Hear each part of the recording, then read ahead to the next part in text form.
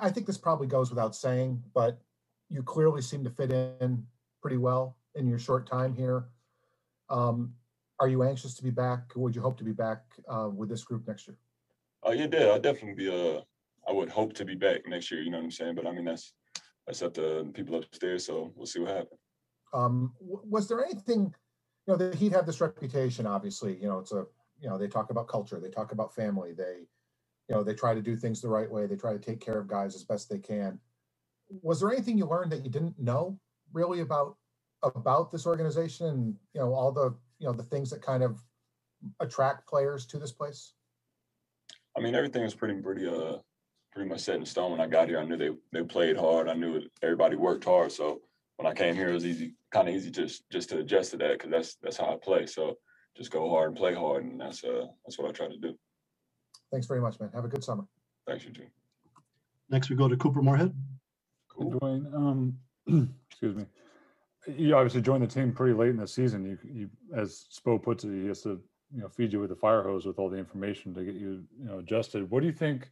If you had a full off season with this team and the system they use on both sides of the floor, how much do you think that could help you, take your role to a different level next year? Yeah, I definitely feel like that could help a lot. You know what I'm saying? Just to be involved. I mean, it still plays. My bad, I'm turning my head around.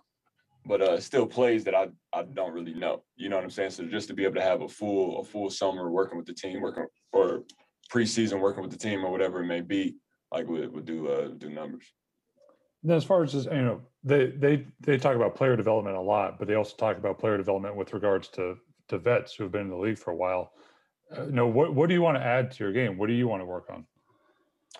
I mean, everything really. I mean, just making everything more crisp, finishing around the basket. I got the 3-point shot in my game now. So just crisping it up, everything. Thank you, and have a good offseason. Thanks, you too. Next, we go to Ira Winterman. Never mind, go ahead.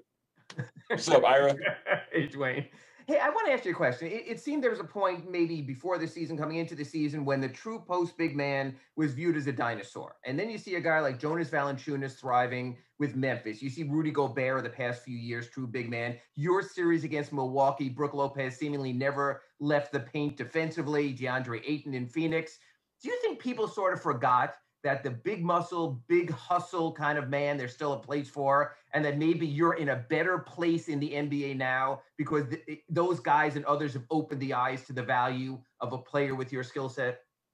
Yeah, I feel like the big man's always been needed in the league. You know what I'm saying? I mean, down the line from the past, we had some great bigs. So, I mean, I feel like the bigs it's not going to go nowhere. Like you need a big presence, whether it's with the skill set of a Jokic, you know what I'm saying, or the defensive presence of a Gobert, you know what I'm saying? You're going to need a big man down there. And then when you look at the things you do, I mean, it's interesting. People talk to you now, well, you got the 3-point game, so you can change your game. You could be the modern, sort of big man. Do you almost want to sort of look people in the face and you go, well, what about just the tough rebounds and the dirty work? It seems like the dirty work player still has a place. Have people blown that off a little bit, that there is still a game for a guy who's willing to muck it up inside? Yeah, there's always room for I guess as you call it, the garbage man. You know what I'm saying? It's always room for somebody to come in and do the dirty work, do the hard plays, dive on the floor, make plays for other people. It's always going to be room for that. Always.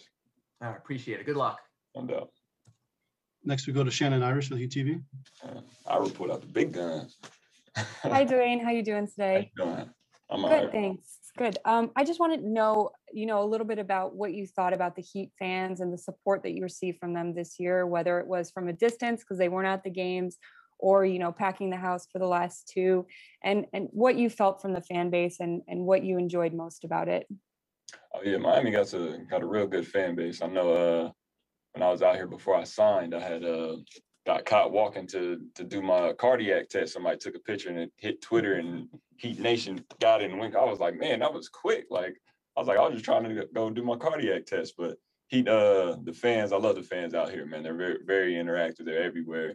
Every time I go out to eat or something like that, somebody there is a Heat fan. So I love Heat fans out here. Heat Nation, as it go by. And next we'll go to Anthony Chang. Hey, Dewayne. we didn't see much of you and Bam together. I guess saw for like 8 minutes in that playoff series against Milwaukee. But what do you think about the potential of that combination? And do you think there's room for, you guys to play more minutes together if you're back next season? Yeah, I definitely feel like there's definitely room for us to play together. I mean, but it takes chemistry time. You know what I'm saying? And once we build that up, figure out where we both should be when we're on the court together, that's something we could definitely look out for the future.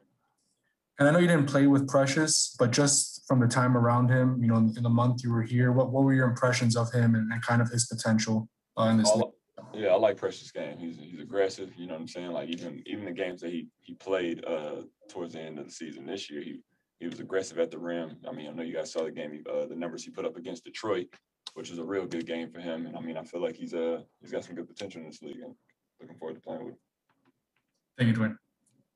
All right, that's it. Appreciate it.